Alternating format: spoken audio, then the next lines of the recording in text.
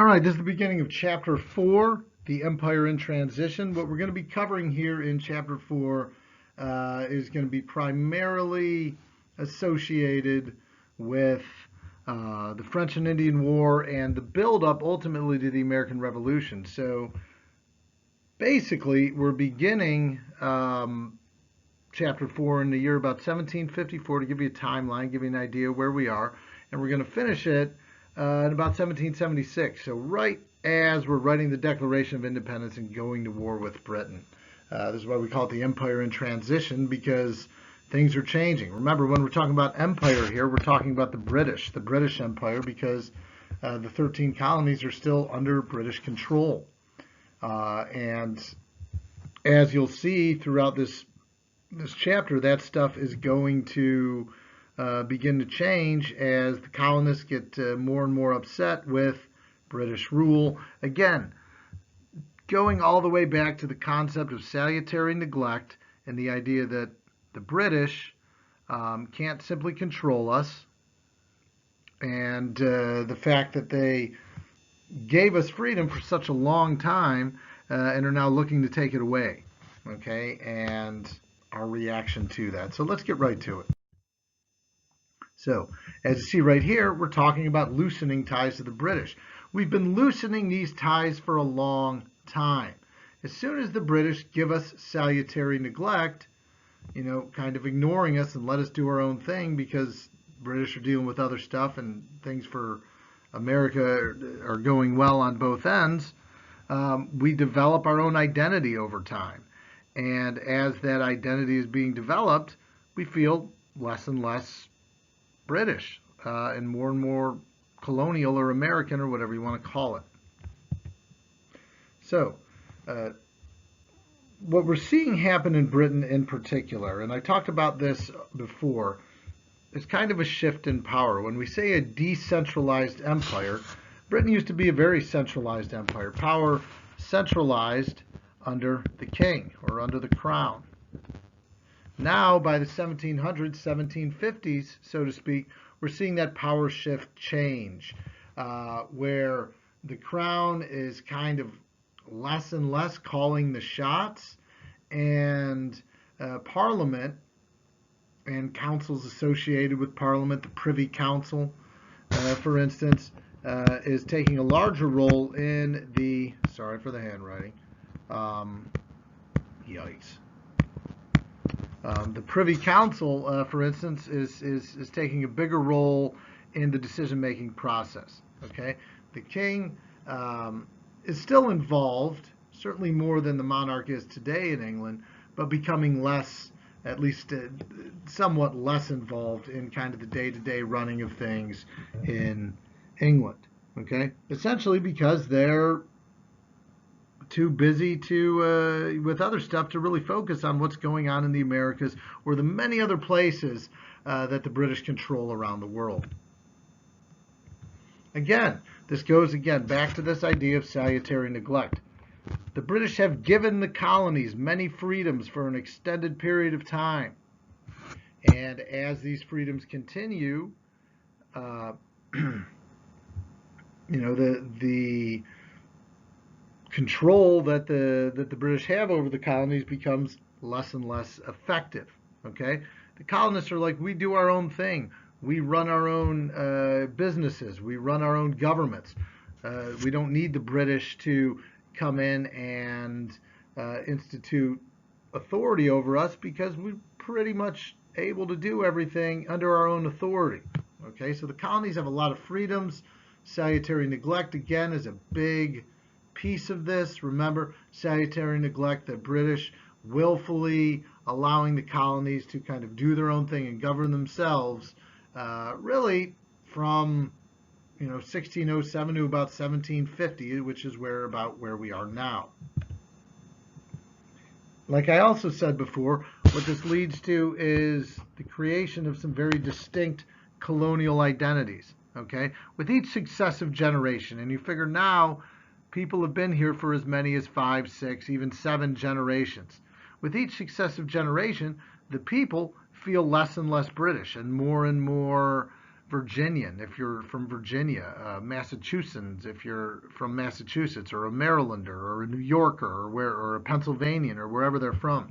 Each successive generation is less like the one before it, and consequently, because of that, they feel less and less a tie to the British, right?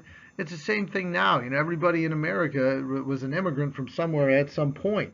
And with each successive generation, we identify more as Americans than we do from whatever our ethnic or cultural heritage might be. My family largely comes from Germany.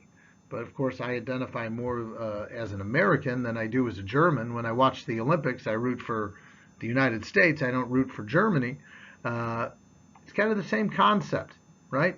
But this is a problem in the long term, right? Because when we're talking about the Civil War, 115 years ahead of time, in the future, it's those colonial identities, that identification as I'm a Virginian or I'm a South Carolina or North Carolinian, that is going to really define the rift that exists between the North and the South, but that's a completely different story. So these colonial identities are an important issue. All right, so super important AP point number 6. The Albany Plan, which was largely created by this guy right here. You should recognize him. See the name down there if you didn't already. That, of course, is Benjamin Franklin, one of the most important early American figures. Benjamin Franklin was the senior delegate at the Albany Council. And at the Albany Plan in the year 1754, make sure you know that year, timeline is important. In 1754, they get together in Albany, New York, and come up with something called the Albany Plan. And this was a plan for a united 13 colonies under some system of self-government. Okay? This is the first time this has been really suggested, but it should sound familiar, right? Because 1754 is 22 years before the Declaration of Independence, but we're already starting to talk about the concept of self-governance as a united 13 colonies. This is the first instance of that, okay? Part of the Albany Plan was to have these 13 colonies come together and elect someone that they would call the President General. Probably just write it down without me spelling it for you because you can't even read this, but whatever. So there would be somebody in charge that would be called the President General. And the idea that Franklin, most importantly, floated to the British here was, we'll elect, as the 13 colonies, somebody to be the head leader and a President General, so to speak. And that person would be a representative for the 13 colonies in the British Parliament, giving them a vote, giving them a say, and making everybody happy. What do the British say to this? Of course, they say no. You're already part of Britain, something that we call virtual representation, and we'll get into that more later. And you don't need to have a figure in the Parliament to feel as if you're represented. Of course, the colonists who enjoy many freedoms, want the right to speak and say and have their ideas supported, don't like to hear that. And that's just one example of where the British fail here, because maybe the revolution is averted, at least for a time, if they go ahead and say, yeah, that's a good idea. You guys are doing a good job for us. If you're Britain, you're saying you're doing a good job for us. Why not give you some representation? This all changes later in 1754 with something called the French and Indian War. French and Indian War has 3 names, so you should know all 3 names just in case you see a question about it on the AP exam and it doesn't sound familiar. The French and Indian War is also known as the 7 Years' War. So it's also known as the 7 Years' War, and the less known name, the Great War for the Empire. The Great War for the Empire. To us in America, we call it the French and Indian War. In Europe, they're more likely to refer to it as the 7 Years' War or the Great War for the Empire. So let's talk a little bit about the French and Indian War. And that's everything. I didn't mean to do that. Okay. So we'll start here with France. France's colonial empire. What does France possess? Okay. They possess something called the continental interior. Basically, I hope you can read this handwriting. I barely can. Sorry. The continental interior is basically all the land from the Appalachian Mountains to the Mississippi River. The French possess all of that. And of course, why are the French primarily over here in the colonies?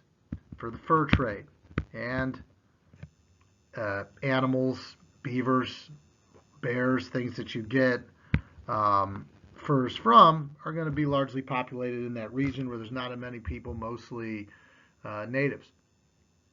So they possess a big piece of land. The continental interior is big. You're talking about what today amounts to 10, 11 states. Okay?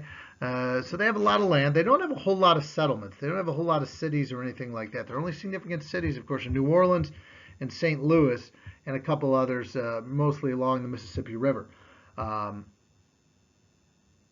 other thing down there says, why do the colonists want them out? It's fairly simple. France and Britain don't like each other. The colonists want to expand further west.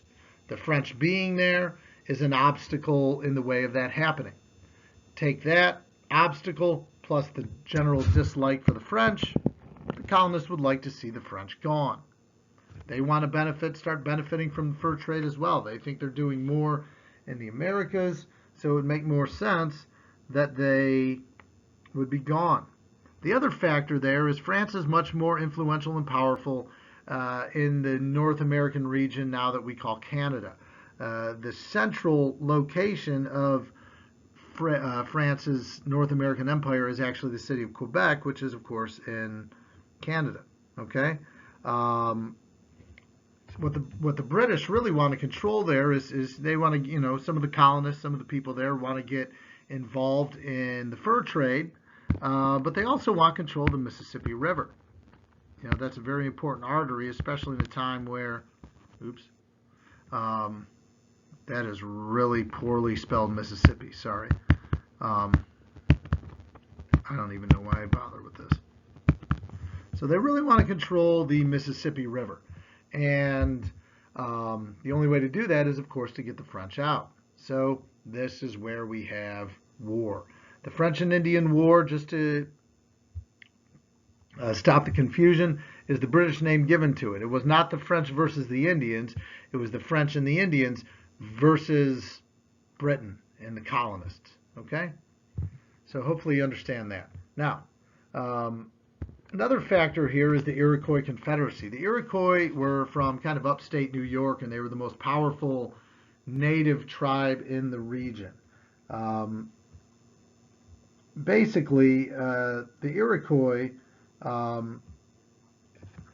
want to organize kind of a organization of several different tribes, an alliance of several different tribes working together to accomplish goals. Why is this important? Cause and effect, right? It shows you the influence of the white man or the British particularly, in the Americas and its influence on native populations. The Iroquois and some other powerful tribes see what the British or what the colonists are doing, i.e. the British are doing in terms of their political systems. They take what they like from them and try to organize a confederacy of their own. In the long run, the Iroquois Confederacy will fail, but it shows you the concept of cultural assimilation. And the Iroquois and other native tribes trying to find a way to balance their own livelihood, their own abilities to come together and survive as whites, colonists, continue to encroach further west. Okay. The next thing here, this is something called Fort Necessity. And Fort Necessity is kind of an important moment in our colonial history. This is a small little fort. and it marks the first significant battle of the French and Indian War. Why is it important? Because it introduces us, it introduces America, it introduces the colonies to a lieutenant colonel at the time, a military leader by the name of George, like you don't know how to spell George Washington, but I'll do it poorly for you anyway. It introduces us to George Washington. And as great a leader as George Washington will one day become, Fort Necessity turns out to be a massive failure for him. Fort Necessity is about near southern Pennsylvania, southwestern Pennsylvania. And basically what happens is there's a battle between the French and the British colonists, and the British colonists are led by George Washington.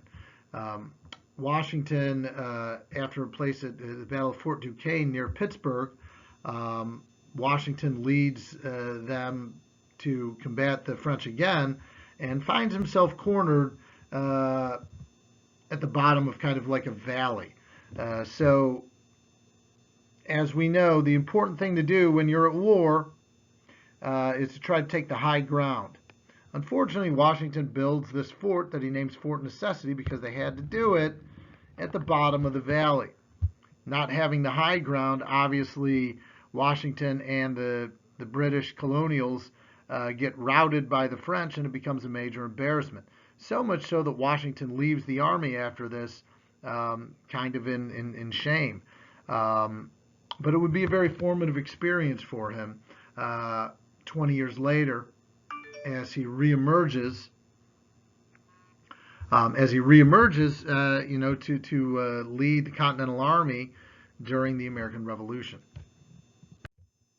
Okay, so again, the continental interior, like I told you before, is basically all this stuff here. So the French possess a ton of land and a ton of area in the Americas that, certainly the British would love to get their hands on. All right, so continuing to talk about the French and Indian War, just a few more points here. All right. So basically, because it's a war between France and England, French and Indian War, 7 Years' War, great war for the empire. The British come in to, quote unquote, save the day for the colonists. What this results in is a great deal of resentment. Okay. See, the British come in and they act as if they saved us from the natives. They saved us from the French. Because ultimately, it is the British that will win this war. It'll last from 1754, 1756, according to some, to 1763. Okay? In 1763, the British back out, and, that's the end of that. But then the British soldiers stay. And it creates a lot of resentment amongst the colonists that say, wait a minute, what are you guys doing here? You've neglected us, salutary neglect again, for the last 150 years. Why are you staying around now? We're good. We can handle ourselves. Okay? And the fact that the British act as if they've always been there, like they own the place, like they can do whatever they want. These are the beginnings here around 1763 of, we don't want you here, we want out, we don't want anything to do with Britain, and we're quickly sliding down that slope towards revolution. The flip side of that is during the French and Indian War, Prime Minister, a guy named William Pitt, who Pittsburgh is named after, takes command of the war effort and Parliament.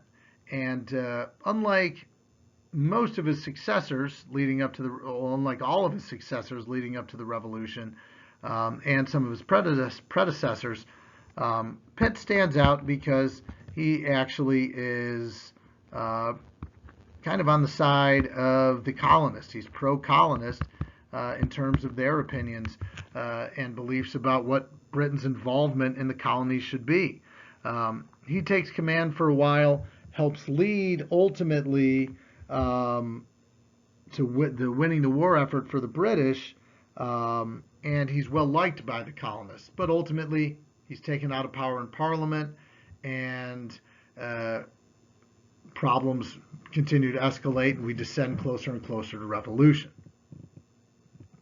In 1763, the Peace of Paris is signed that ends the French and Indian War. What it gains for the United States, or I'm sorry, what it gains for the colonies or for Britain is all of that land of the continental interior now belongs to the British.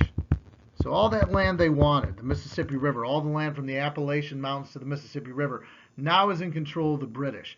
Now, in theory, and we'll be more on this on the next video, now in theory, the British can expand, the colonists can expand further west and acquire more land and territory, control the fur trade, and most importantly, control the Mississippi River.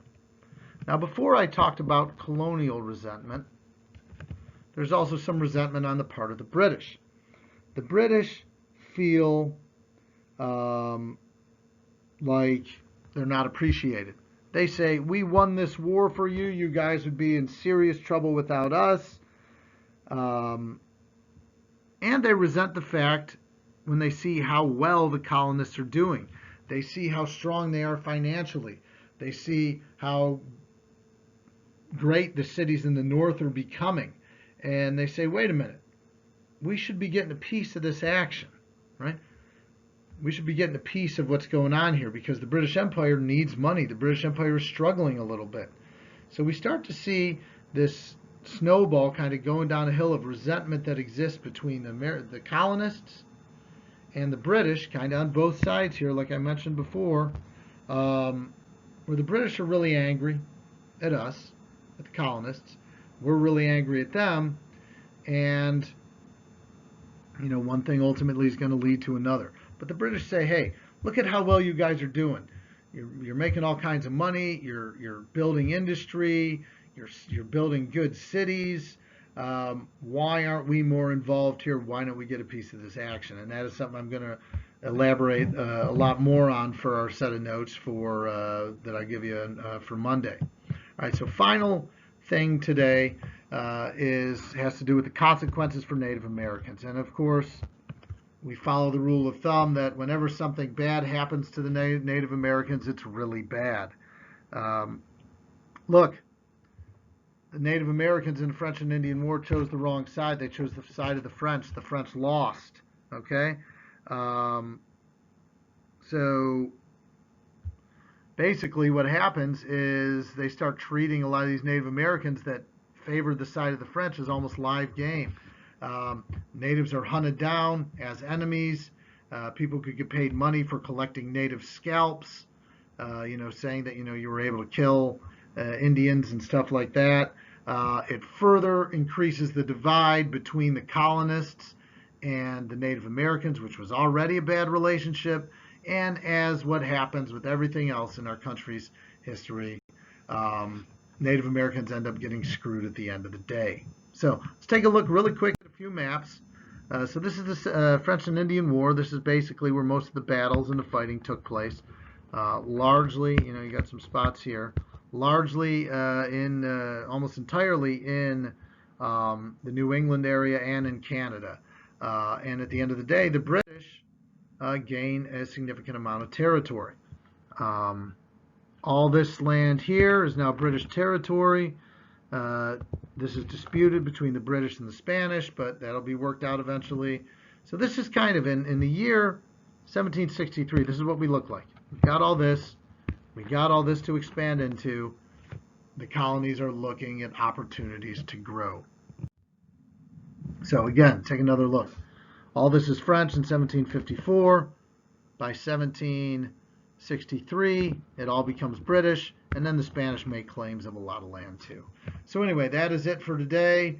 Let me know if you have any questions. Packet and test. We will have our first big test will be next Thursday. I think that's it. If the dates change for anything, I will let you know. Thanks a lot.